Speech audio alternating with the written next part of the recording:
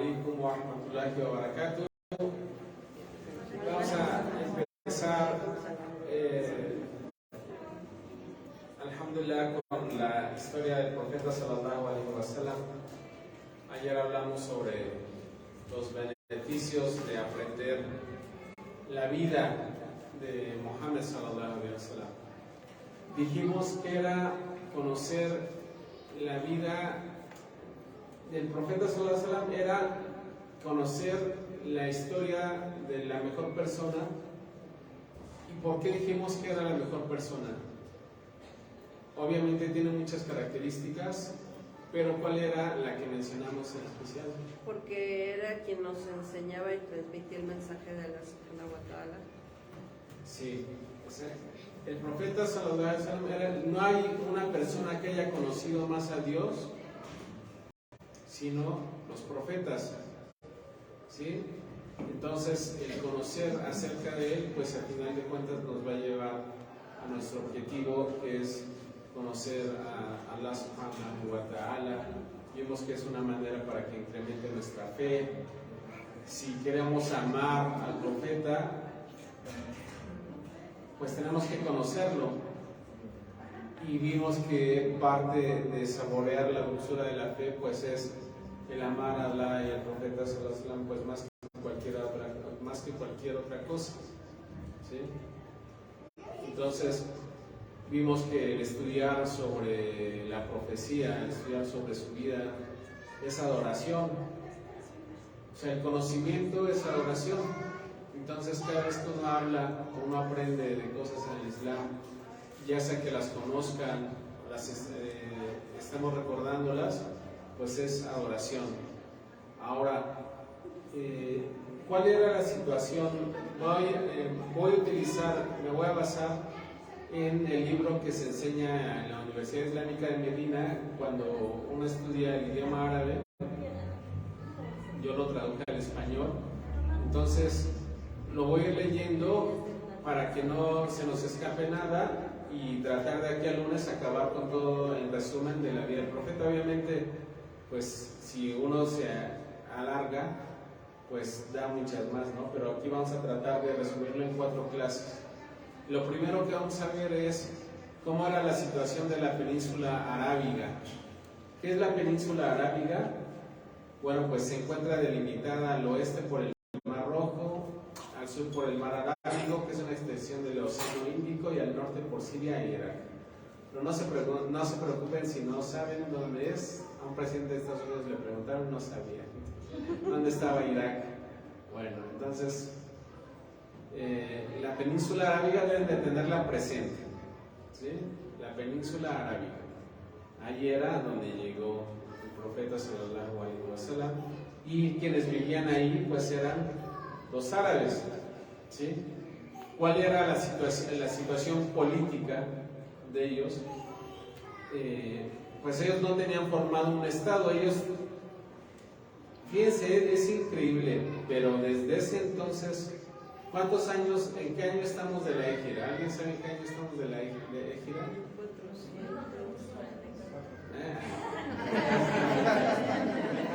1444. ¿A partir de qué año empezó? ¿A partir de qué año se suma? De la migración, por eso se llama de la Égira, porque se cuenta a partir de que el profeta sallallahu alaihi wasallam emigró. Bueno, la situación política es de que ellos no tenían un estado formado como tal, o sea, no tenían un gobierno como tal que seguir, sino que era algo que los conformaban. ¿Alguien sabe? Era algo muy sonado hasta hoy en día. ¿Por qué se enorgullecen? ¿Por qué lo que es parecido a la antes, en ese entonces y hasta ahora, las tribus han sido muy importantes? La tribu, ¿sí? O sea, eran en el desierto, las tribus eran muy importantes, y hasta hoy en día se continúa con esa forma social, aunque ha cambiado en el tiempo, pero es muy importante de qué tribu eres, de qué tribu era la persona. Pero tenían unas peleas que si tú eras de una tribu y tenías un problema con otros, se odiaban a muerte.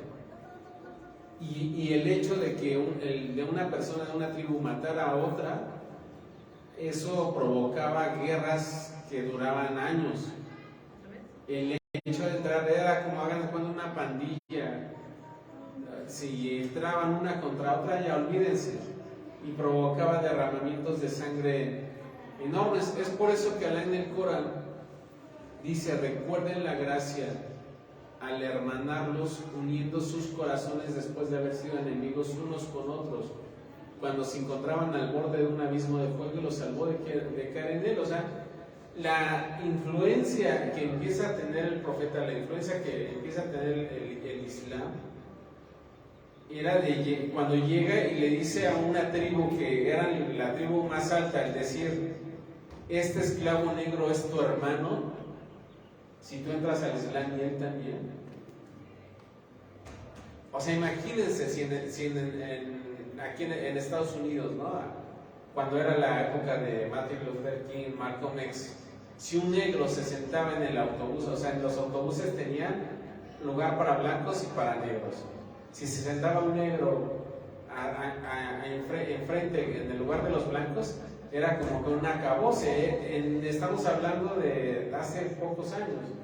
Ahora imagínense de hace 1400 años el decirle a alguien, ¿sí? Que alguien que tú tienes como esclavo, puedes considerarlo como tu hermano. O sea, el Islam llega a romper todos estos paradigmas y es la bendición de que Alá dice: recuerden cuando ustedes sus corazones eran enemigos unos de otros, y el Islam vino a hermanar esos corazones.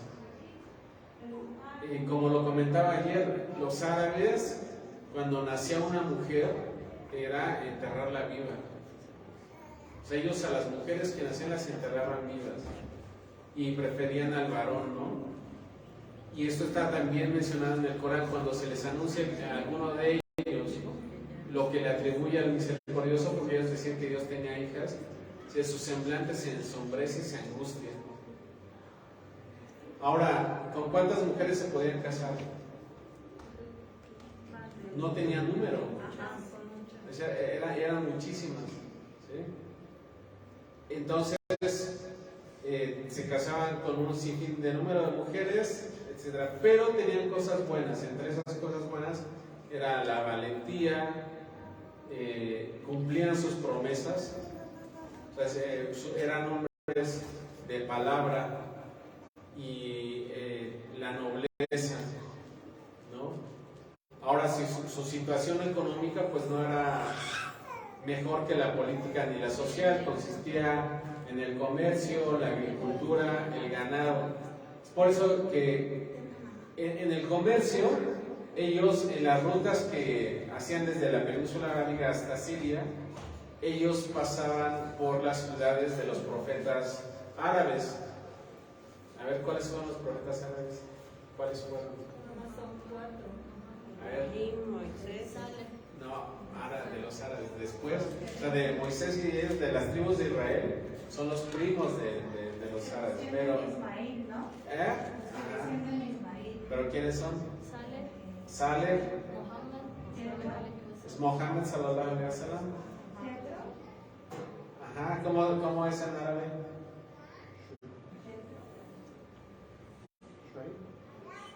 Shoaib.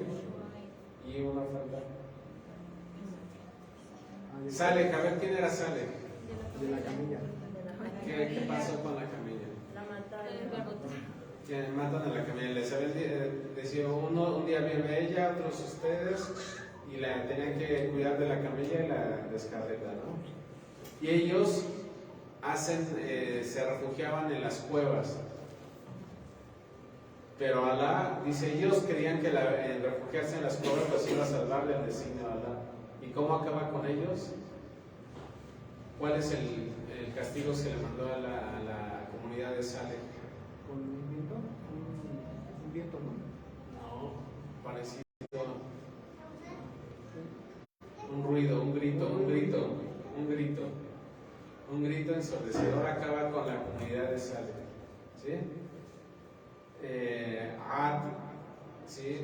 Que era la gente de Hud también, el profeta Hud, ¿no? Y son, pues, por ejemplo, la ciudad de Saleh está, hasta hace unos años cuando yo vivía todavía allá en Arabia, era prohibido entrar ahí, que se hizo maldita, se maldijo, ¿no? Para siempre. Entonces, ahora te están dando permiso de entrar, pero durante siglos la gente puede entrar ahí. Ahora, ¿cuál era la situación de los grupos religiosos? ¿Sí? Había muy pocos que adoraban únicamente a Allah. Había alguien que se llamaba Zaid ibn Marin ibn Nufayl, era de los únicos que era monoteísta, pero la mayoría adoraban a los ídolos. ¿Sí? Decían que en la Meca por cada día había un ídolo. ¿Sí? En la Meca, por cada día tenían un ídolo que adoraban. ¿Alguien sabe de los nombres? En el Corán mencionan nombres de algunos ídolos que adoraban. Isa. Lata wal Uzza. Uzza. Bien, ahora es, por ejemplo, ¿no?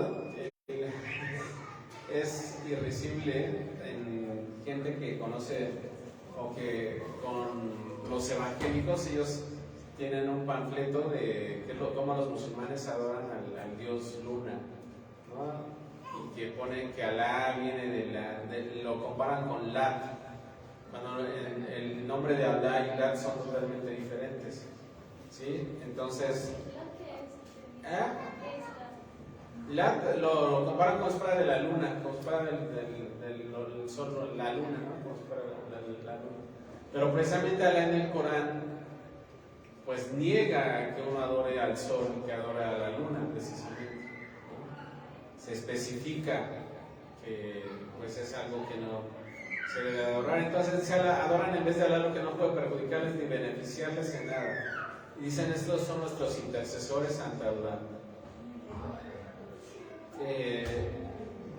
En Bukhari se dice que Amr ibn Luhey fue el que innovó algunas de las adoraciones y creencias dentro de la Meca, que este hombre fue el que los hizo regresar a la idolatría. Adoraban también, como decíamos, a los astros, ¿no? El señor del Sirio.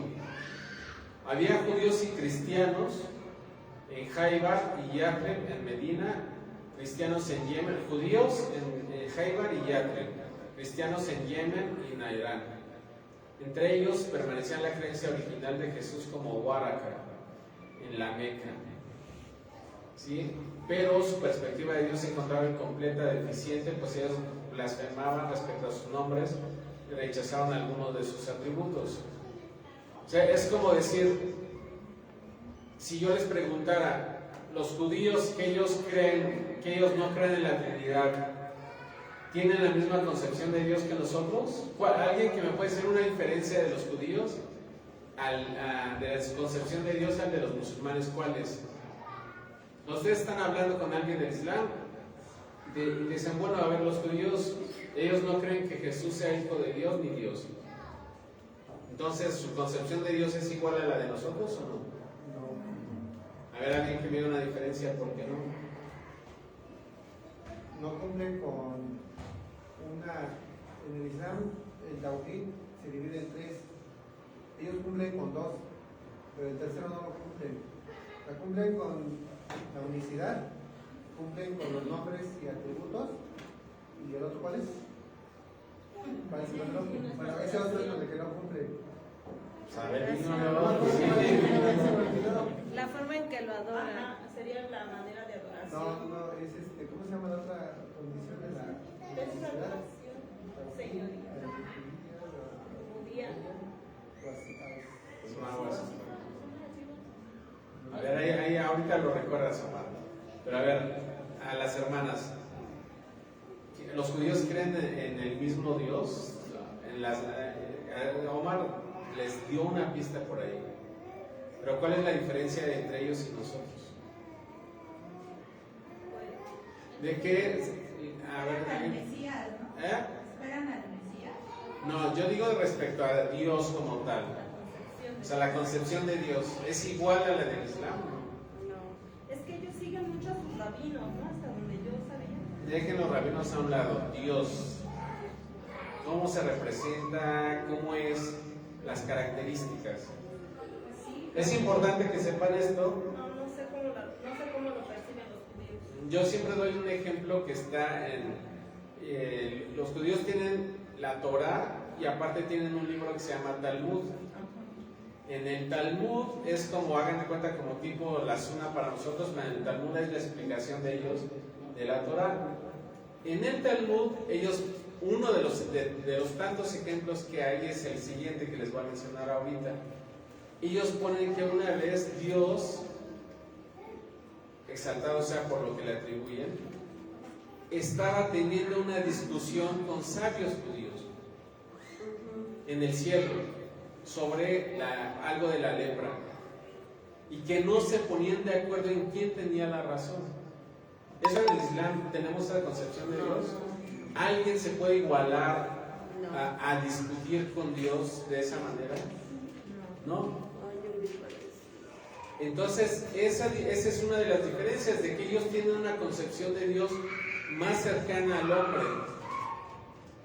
O sea, porque el decir de que alguien le puede discutir a Dios, pues o sea, él no tiene acaso el conocimiento absoluto. O sea, por eso les digo, aquí es lo que hablaba ayer, es importante conocer la historia para entender el Corán. Alá en el Corán dice, y dicen las manos de Dios están cerradas. Y Dios es pobre y nosotros somos ricos. ¿Por qué? Porque Dios en el Corán critica esa concepción que ellos tienen de Dios, diciendo, no, o sea, no comparen a Dios con el ser humano, es totalmente ajeno. Es por eso que ellos tomaron la soberbia, ensoberbecieron en el sentido de que se hicieron casi iguales al compararse con Dios. Por eso Israel diciendo como el que venció a Dios. Cuando pelea, en la Biblia pone que un ángel o que baja a Dios y lo vence y se llama el que vence a Dios.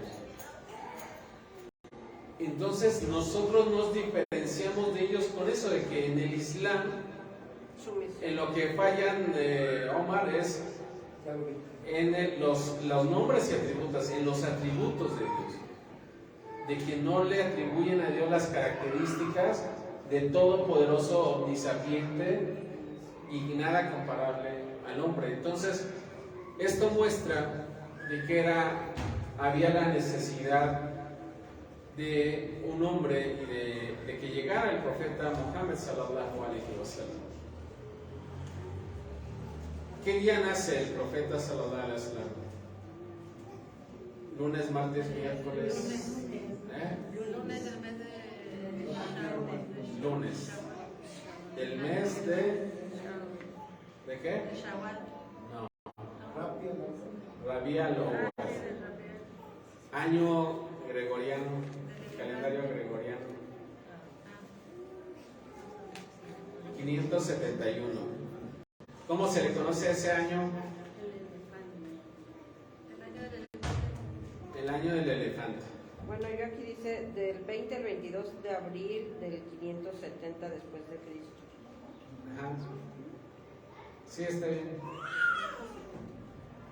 Al final de cuentas hay diferencias históricas de que si estamos en el año, si hay 4 años de diferencias de la historia o no, pero por ahí es, no hay caso que decir, por ahí es. Ese año es cuando sucede. ¿Por qué se llama el año del elefante? Es aquí a lo que ahorita vamos a tratar de ir concordando cosas que están en el Corán con la historia del profeta. Nace en el año del elefante. ¿Por qué se dice el año del elefante? ¿Quién en el Corán nos recuerda algo del elefante? ¿Hay algo en el Corán que nos recuerde sobre el elefante? Al fin. Alam tara kayfa fa'ala rabbuka bi ashabil fil. ¿Acaso no se dan cuenta lo que ha hecho el Señor con la gente del elefante? Si era de Abraha, el Habashi, ellos querían destruir la Kaaba. ¿Qué sale en el Corán? Y él mandó pájaros con piedras de arcilla, ¿no?, para aniquilarlos. Entonces, ese año es el año que nace el profeta sallallahu alaihi wasallam. Su padre se llamaba Abdullah, hijo de Abdul Muttalib, y su padre muere antes que el profeta sallallahu alaihi wasallam naciera. Su mamá, ¿cómo se llamaba? Amina. Amina, hija de Wahb. A ver, quien me diga todo el nombre del profeta sallallahu alaihi wasallam sale exento. A ver, se lo aprenden de memoria. Es Mohammed ibn Abdullah ibn Abdul Muttalib ibn Hashim ibn Abdul Manaf ibn Qusay ibn Kilab ibn Morra ibn Qab ibn Luhay ibn Ghalib ibn Fihr ibn Malik ibn Nadir ibn Kenana ibn Jusayma ibn Mudrika ibn Elías ibn Mudar ibn Izar ibn Mad ibn Adnan, que es de los hijos de Ismael, y Ismael de los hijos de Abraham, que Alá exalte su mención. ¿Va a apuntarlo? Está en el video, inshallah. La infancia. Los beduinos tenían la costumbre de mandar a los hijos con niñeras beduinas para que crecieran libres y saludables en el desierto, para que así se robustecieran y agarraran o adoptaran esa forma fuerte. ¿Sí? O sea, es increíble cómo a veces vamos a nuestros hijos o son chiquitos y que si va a salir y al patio o algo así sin zapatos, que se ponga zapatos, ¿no? Pero depende del lugar que crezca. Yo cuando estaba allá en Arabia me sorprendía cómo los niños a mediodía salían a jugar fútbol descalzos. Si yo con zapatos el cemento me quemaba el pie. Ahora imagínense así como saliendo afuera y descalzos y los niñitos como si no pasara nada, ¿no? O sea, hay formas de cómo crece la gente, y en este caso al profeta sallallahu alaihi wasallam pues lo mandaron, ¿no? Igual se sabía que los beduinos eran carentes de vicios. Fue confiado a Bani Sa'd, ¿sí? Y hay una historia larga de Halima, quien es quien lo recibe, y la baraka que recibió, es algo presente en los libros de historia, pero la gente del Jalib dicen que no hay algo así auténtico respecto a eso. El milagro de la apertura del pecho. ¿Cuántas veces abrieron el pecho al profeta sallallahu alaihi wasallam? ¿Dos? Sí. ¿Seguras? Sí. Yo sabía que Una. de la infancia. Dos, sí. Yo digo que Tres, una de la infancia. Dos. A la hermana dice dos. ¿Quién da más? Una. Bueno, sí fueron La dos primera veces. que se la lleva. Por eso estamos recordando. Pero esto fue un evento, fíjense, en Muslim se narra que el ángel Gabriel alayhi salam descendió y abrió su pecho para sacar su corazón. Entonces extrajo un coágulo negro de este y dijo: esta es la parte donde Shaitán te podría seducir. Luego lo lavó con agua de Zamzam en un recipiente de oro. Después volvió el corazón a su sitio. Lo malo de eso es que había niños presentes. Los niños y los compañeros de juego con los que se encontraba corrieron hacia su nodriza y dijeron: Mohammed ha sido asesinado. Todos se dirigieron a él y lo hallaron. Cuando regresaron, el profeta ya estaba bien, con un rostro pálido, y dijo: Anas, he visto las cicatrices que quedaron en su pecho. Entonces, desde niño, ya fue la primera vez que bajó el ángel, saca su corazón, extrae esa parte de donde Shaitán lo pudiera seducir. La segunda ocasión fue en la noche de Al-Isra. Y dicen que este dicho, el hecho de que se espantaron en esa ocasión, fue el hecho de que lo hayan regresado a su madre, ¿sí? Acerca de cuándo fue, cómo lo fue, no se registra ninguna noticia, no hay una cadena de transmisión fuerte. Su madre Amina murió cuando el profeta sallallahu alaihi wasallam, ¿cuántos años tenían? 6 años. Y pasó al cuidado de su abuelo Abdul Muttalib. Cuando muere su abuelo, lo manda con su tío Abu Talib Y eso hace que su tío Abu Talib, el profeta sallallahu alaihi wasallam, creciera con un gran afecto hacia su tío. ¿Sí? Porque él es quien, él ayuda al profeta, ayuda a su tío a pastorear el ganado y pues le enseña prácticamente desde los 6 años para adelante, pues imagínense educarlo. Ahora, el profeta sallallahu alaihi wasallam fue pastor de ovejas. Dicen que la mayoría de los profetas fueron pastores. De ser pastores de ovejas, pues le ennoblecía su corazón. Por eso en el Islam se dice de que la gente que cuida a los camellos que son más ásperos son gente más ruda. La que cuida a los borregos de la misma manera. Y ahora hay un dicho de que está extendido entre los perros y gatos, ¿no? O sea, que el que cuida a los perros es de una manera, el que cuida a los gatos es de otra. Se parecen a sus dueños, bueno, quién sabe. El encuentro con Bajira, a los 12 años, el profeta sallallahu alaihi wasallam se dirigió a Basra.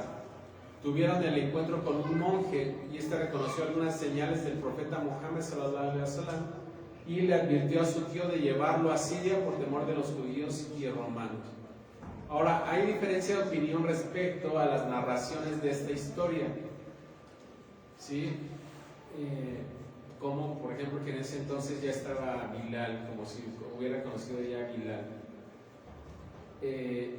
Algunos orientalistas, esto es importante, han intentado fundar en esta historia que Mohammed aprendió del monje Bajira el conocimiento de la Torah.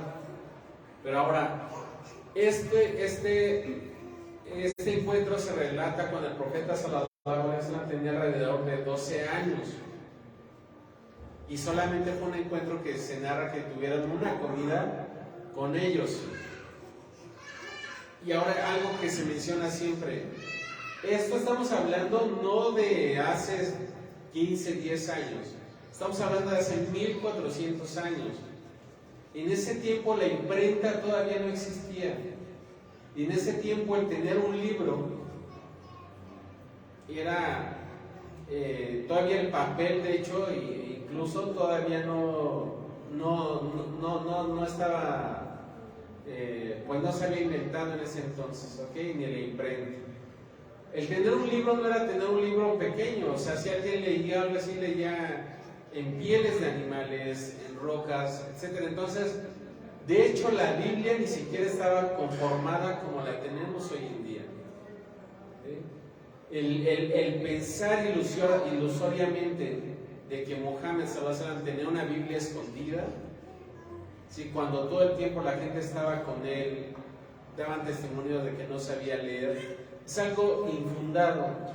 O sea, alguien que les diga, no, si es que el profeta copió el Corán de la Biblia, ¿no?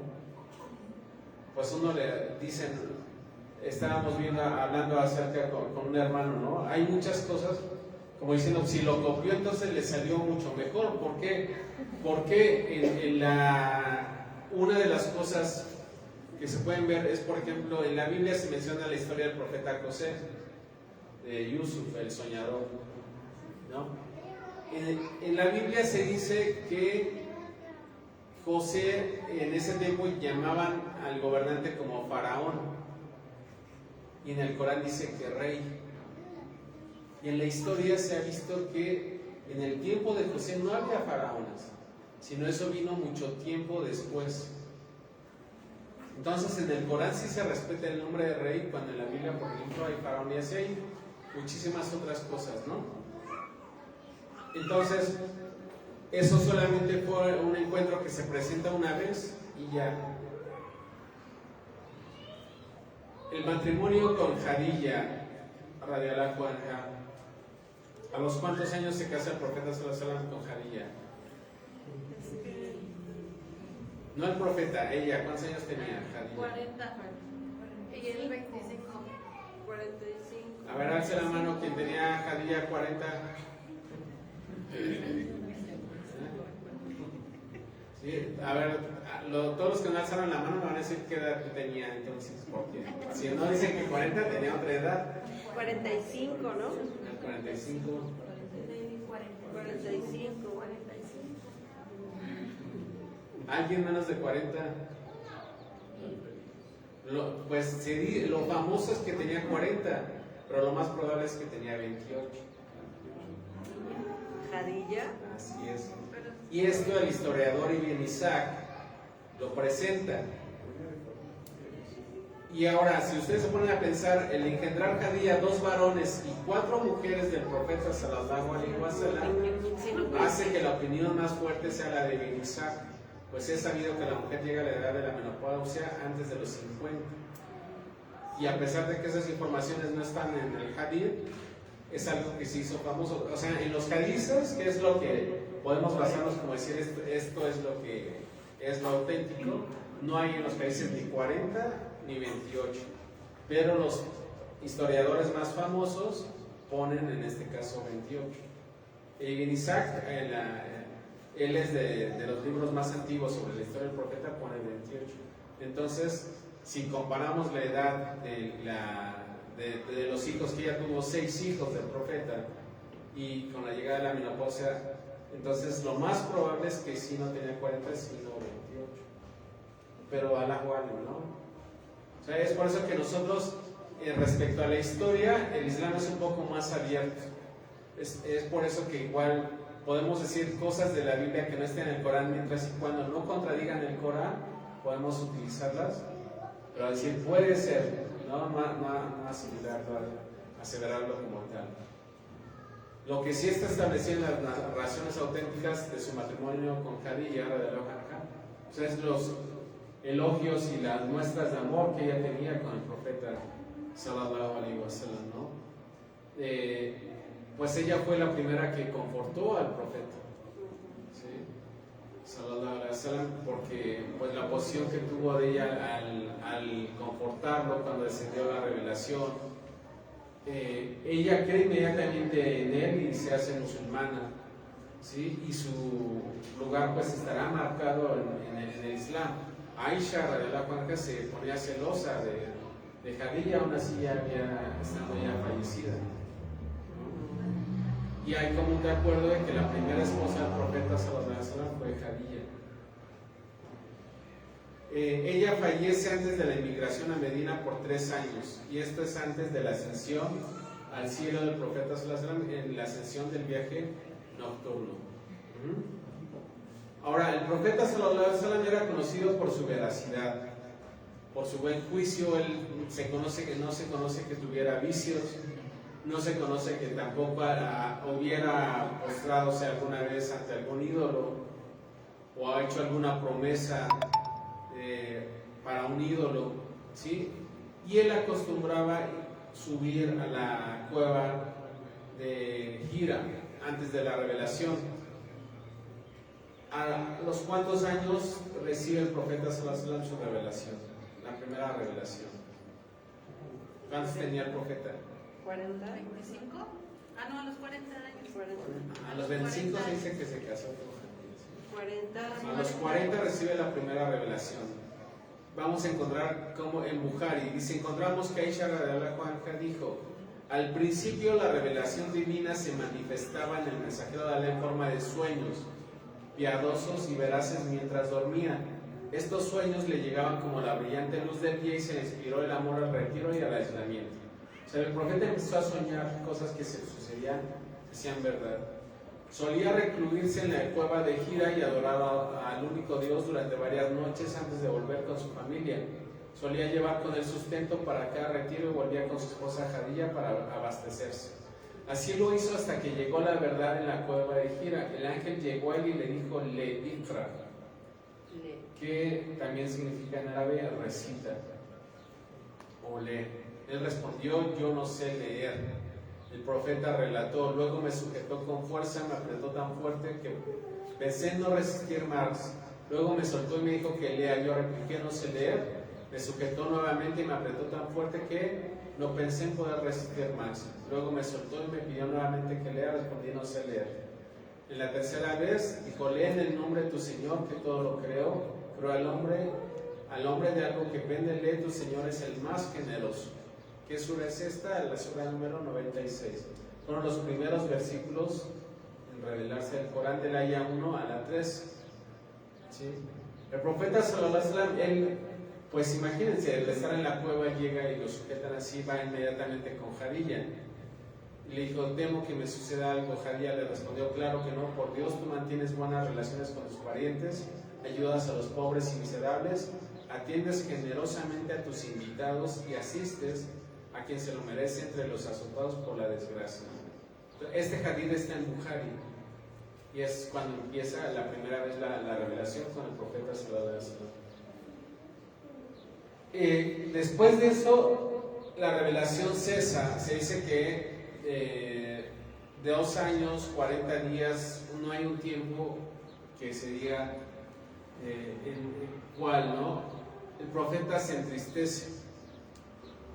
Ahora, si ustedes están hablando del Islam con alguien que sabe algo así, van a decir, el profeta, él quiso arrojarse a una montaña cuando la revelación se para, ¿no? Se interrumpe. Ahora, esta es una narración que no tiene tampoco una buena cadena de transmisión.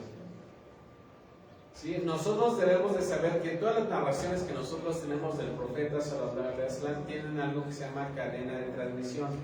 Esa cadena de transmisión son las fuentes de los hombres que narraron esos hadices. Esa es la diferencia que nos diferencia a nosotros, valga la redundancia, entre las sectas, entre la forma de entender el Islam. Lo que diferenció el Islam de la Sunna, de la gente que seguía lo correcto, con los grupos que empezaron a inventar cosas, es precisamente las narraciones y sus cadenas de transmisión. O sea, la gente que tenía esos nombres, las cadenas de transmisión son decir fulano narró de fulano y de tal. De esto hay gente que se tienen sus nombres, se tienen sus registros de quiénes eran, quiénes se conocían, quiénes se enseñaron unos a otros. Y hasta hoy en día, si del Corán hay fulano lo narró de fulano, hasta el Corán, ¿no? Se sabe el maestro de cada quien. Hasta hoy en día, pues de la misma manera con las narraciones del profeta. ¿Sí? Entonces, no hay ninguna narración auténtica que diga eso. ¿Sí? Y Allah subhanahu wa ta'ala dice, Él es quien eligió de entre los iletrados un mensajero. Ahora, o sea, fíjense, esta es, porque es importante conocer nuevamente, y eso voy a hacer mucho énfasis. El que digan los judíos o los cristianos, cuando uno habla con ellos de que el profeta lo copió de la Biblia,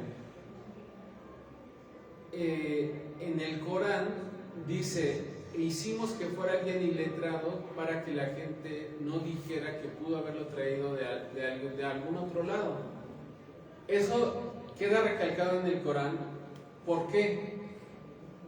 Porque en el tiempo del profeta sallallahu alaihi wasallam no hay dato de que eso se lo hayan recriminado. O sea, no hay un dato de que alguien le haya reprochado al profeta copiar el Corán de otro lado. O sea, no hay un dato en el Corán de que digan, no, si él sí sabe leer. O sea, en la historia de los hadices y en el propio Corán se van a dar cuenta de que no hay recriminación al profeta por decir que él lo leyó de otro lado, sino dice, se hizo él alguien que no sabía leer para que la gente dijera, para que la gente no dijera que él lo copió de algún lado. Entonces, eso está en el Corán, en las ayas, para que nosotros nos diéramos cuenta. Y en el Corán dice, se le dijo que estaba loco o que era un poeta. Ahora, los árabes en ese entonces eran gente que hasta hoy en día los beduinos, o sea, me sorprende, una vez nos dieron una clase sobre la memorización. Dicen, hoy en día en Mauritania hay concursos que hay gente que te puede decir lo que sabe de memoria y pasar años diciéndolo. O sea, lo que sabe de memoria, años, ¿no? Hay gente que tiene una memoria enorme y majestuosa. O sea, entonces al profeta nunca se le recriminó que él leyera de otro lado y copiarlo. Entonces, por lo tanto, eso está totalmente descartable. ¿Sí? Dice, él eligió entre los iletrados un mensajero que les recite sus preceptos, les purifique, les enseñe el libro, la sabiduría, Por cierto que ante ellos encontraban un evidente extravío. Alá ha agraciado a los creyentes enviándoles un mensajero que les recita sus preceptos y les purifica. O sea, el motivo del profeta sallallahu alaihi wasallam es este: el que aprendan, pero aparte que purificarnos. El motivo de que estamos aquí es purificarnos. O sea, cuando alguien entra al Islam, lo que se le enseña, que es luego hacer la ablución. Esa purificación es algo simbólico. La purificación más importante es la purificación de nuestro interior. ¿Cuál es el objetivo de Ramadán? La taqwa. Kutiba alaykum siyamu kama kutiba ala alladhina min qablikum la'allakum tattaqun. Se les ha prescrito el ayuno, como los que se les prescribió antes que ustedes. ¿Para qué? Para que tengan taqwa.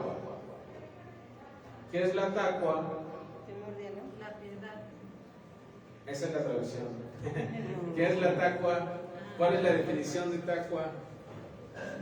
¿Cuál es la definición de la piedad? ¿Cuál es la definición del temor?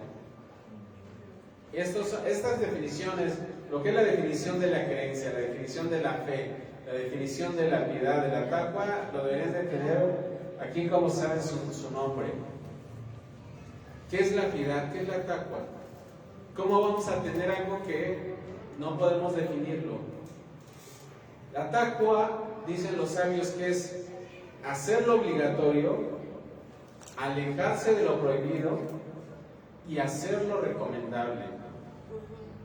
Y alejarse de lo no recomendable. Son 4 cosas: hacer y dejar de hacer, hacer lo obligatorio, dejar de hacer lo prohibido, hacer lo recomendable y alejarse de hacer lo no recomendable. Eso es lo más difícil. ¿Por qué? Era lo que les decía: la persona que hace esto obtiene el amor de Alá. ¿Cómo obtienes el amor de Alá? Haciéndolo obligatorio y después haciendo lo recomendable. Pero para que tú hagas lo recomendable, el primer paso tienes que hacer ¿qué? Lo obligatorio. ¿Quieres hacer lo obligatorio? Pues hacer los 5 pilares. Ya que tenga los 5 pilares, pues avanzar y perfeccionarlos y hacer las cosas recomendables. En la ablución, cuando uno hace la ablución, le enseñas al hermano la base. Pero la purificación interior, ¿qué es de lo que más se debe purificar la persona? Del shirk, del politeísmo, de la idolatría. Eso es del rencor, del odio, de la pereza, de la negligencia, de la envidia, de la soberbia. Y eso es difícil. Eso es difícil. Pero el Corán es un recordatorio siempre para decir: hey, purifícate. Después regresa la revelación con la sura Ayyuhal Mudaththir Qum Fa'andhir wa Rabbika Fakabbir wa Thiyabaka Fatahhir wa Rujza Fahjur. Oh Mohammed, que te envuelves en un manto. ¿Por qué dice que te envuelves en un manto? Porque llegó con Khadija, ya a Khadija lo envolvió del miedo que tenía cuando había recibido la primera revelación. ¿Sí? Qum Fa'andhir wa Rabbika Fakabbir. Proclama la grandeza de tu Señor. Purifica tus vestimentas. Proclama la grandeza de tu Señor. ¿Por qué? ¿Qué significará esto? ¿Qué querrá decir purifica, proclama la grandeza de tu Señor? Fue de las primeras órdenes que se le dio al profeta. Que nos enseñe que no hay nadie como Él. ¿Sí? Ahora, nosotros veamos la sira del profeta, ¿para qué? Para actuar.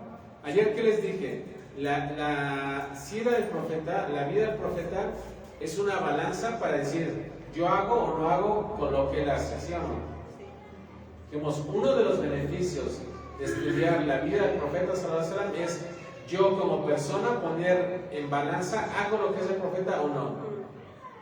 La pregunta siguiente es, Alá, aquí le dice al profeta, wa rabbika fakabbir, engrandece el nombre de tu Señor. Engrandecer el nombre de tu Señor es ir y decirle a la gente: Dios es lo más grande, adora solo a Allah. La pregunta aquí de nuestro examen es: ¿quién de nosotros engrandece el nombre de su Señor con las personas? ¿Quién de nosotros va y le dice a la gente, adora al Dios más grande, adora al Señor que es el más grande? Ese es el beneficio de estudiar lo que estamos estudiando. Que hagamos lo que el profeta se encomendó a hacer. Que no sirve de nada que aquí estemos estudiando, sí, se dijo al profeta, haz, y yo me quedo, pues sí, qué padre. Ya sabía. No, decir, a ver, se dijo al profeta y grandeza al Señor. A ver, ¿y yo cómo lo hago? Se dice el profeta, ve, purifícate. No, o sea, no estamos aquí para decir yo ya sé o no. Estamos aquí y yo cómo estoy haciendo eso en mi vida. ¿Cómo estoy llevando eso a cabo? Entonces, cuando Dios le dice, purifica tus vestimentas, engrandece al Señor, huye de la idolatría, comienza la misión del profeta Muhammad sallallahu alaihi wasallam. La revelación tardó en otro momento como 2 noches o 3. Los asociadores dijeron en verdad que el Señor de Muhammad lo ha abandonado. Muchos saben que se reveló Ikra, otros Mudaththir, pero a ver la tercera sura. ¿Cuál es? Decían que nuevamente para la revelación, dicen no lo han abandonado. Wadduha, la sura de Duha. Wadduha walayli idha saja ma wada'aka rabbuka wa ma qala. Wadduha es por la mañana, por la noche cuando cubre con su oscuridad. Ma wada'aka rabbuka wa ma qala, que tu Señor no te ha abandonado. ¿Sí? Alam yajidka yatiman fa'awa, ¿acaso no te encontró huérfano? ¿Sí? Y te acogió. ¿Sí? Es por eso esta sura, ¿no? Había un hermano una vez que vino, que cuando la leyó se puso a llorar, dice que él decía, yo me sentí extraviado y siento que Dios me guió. Es esta. El Islam, cuando uno está en idolatría, encuentra en un extravío, por eso al guiarnos uno debe decir alhamdulillah, ¿sí? De que Dios nos ha dado el Islam, y esto lo encontramos en Muslim. Duha es la 93 y esto está en Muslim. Hay narraciones débiles donde se menciona que Jibril le enseña la ablución, y eso no es no. La primera mujer en aceptar el Islam fue Khadija. De los chicos, de los hombres chicos, Ali, su primo el profeta. Los hombres grandes, primero fue Abu Bakr, radiallahu anhu. Después Zayd ibn Haritha. De los que más temprano se islamizaron fue la familia de Abu Bakr, Sa'd ibn Abi Waqqas, Uthman ibn Affan, Talha ibn Ubaydullah, Zubayr ibn Away, Khalid ibn Zayd ibn al-As. Ahora, con esto vienen las etapas de la da'wa, del cómo el profeta sallallahu alaihi wasallam me invitó. Sí, él empieza a convocar a la gente abiertamente al Islam. ¿Sí? Comenzó con su propio pueblo y obviamente pues aquí se encuentra el muro, ¿no? de la gente que, como lo habíamos mencionado, si ellos adoraban a los astros, adoraban a los ídolos, y el llegar con un mensaje nuevo a decirles hay un solo Dios, pues vino a romper paradigmas en esos pueblos árabes, ¿no? Y esos tan apegados que eran a sus costumbres, etc. Entonces aquí Alá dice, y advierte primero a tus familiares entre el pueblo, en la sura 26. ¿Sí? Se advierte a tus familiares. Aquí es donde comenzamos a ver las primeras personas que debemos de nosotros invitar al Islam y tratar de hacerlo con nuestras familias. Son los primeritos que con la gente cercana a nosotros. Muchas veces cometemos el error de que cuando cuando entramos al Islam hacemos enemistad entre nosotros y nuestra familia. Eso sucedió conmigo, sucede con muchos hermanos, y es un error muy grande, porque la gente que más, con la que mejor nos debemos de comportar son con ellos, y acercarnos a ellos. Yo sé, y me lo han dicho mucho, ¿no? De que no, uno cuando cambia de religión o cuando acepta el Islam, muchas veces no es bien aceptado dentro de la propia familia, y eso hace que uno tenga muchísimos problemas, y eso sí es un problema que uno tiene que afrontar, pero el Islam nos enseña los mejores modales. O sea, por eso es que las historias de los profetas, o sea, debemos ser conscientes de que el Corán es un libro de problemas, es un libro de ejemplo de problemas y cómo lidiar con problemas. O sea, el Corán no es un libro que diga, ya a los mensajeros a todos les fue bien, ya, y si lo siguen se gana el paraíso. No, la historia del profeta sallallahu alaihi wasallam, ¿cómo empieza la historia del profeta? ¿Con qué empezamos? De que antes de que naciera su papá ya había fallecido. Antes de que naciera el profeta ya se había quedado sin papá. Quien ha tenido la fortuna de tener padre o que no ha nacido huérfano sabrá que es una bendición. Entonces, desde el profeta sallallahu alaihi wasallam muere su papá, a los 6 años su mamá.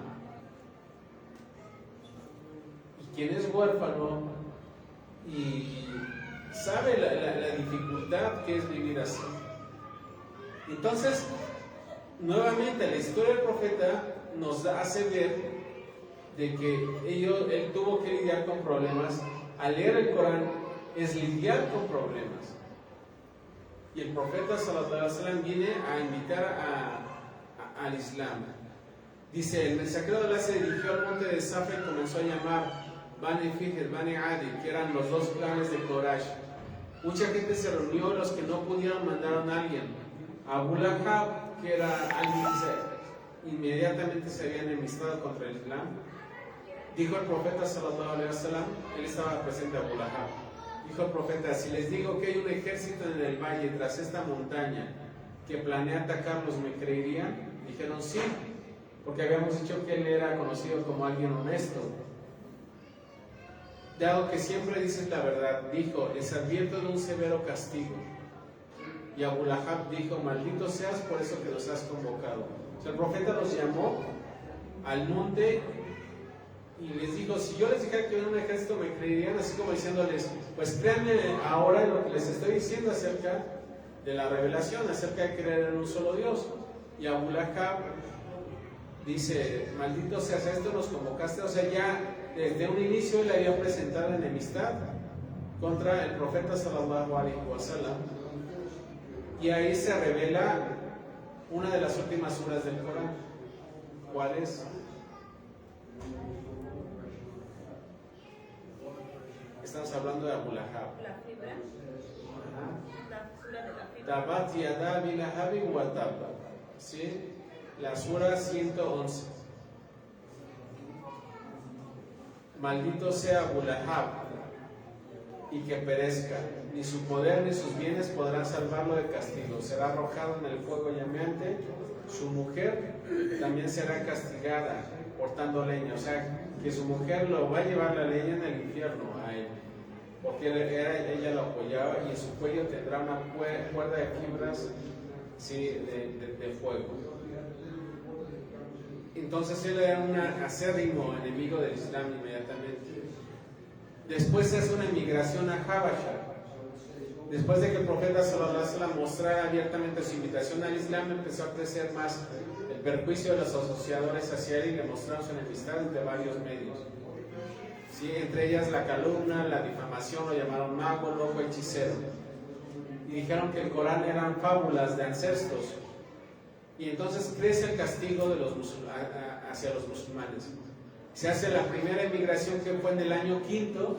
Al año quinto, los musulmanes tienen que emigrar.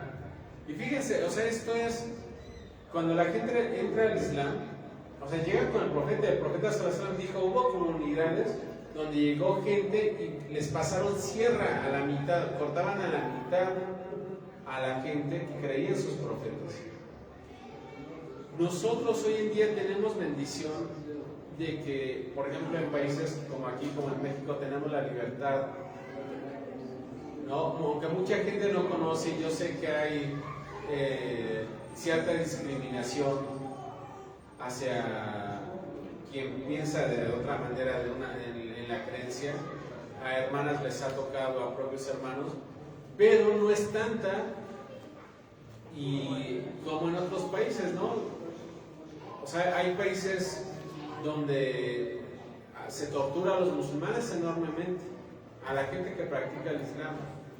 Yo tenía compañeros en la universidad que decían, yo si llego a mi país prácticamente nos matan a los estudiantes que estudiamos la religión del Islam, o sea, son perseguidos a muerte, ¿no? En lugares como Myanmar, en esos lugares los budistas, cuál paz y pacífico del budismo, los matan, los queman a los musulmanes. Entonces hay lugares donde el practicar el Islam hoy en día, hasta hoy en día, hace que la gente luche por su vida.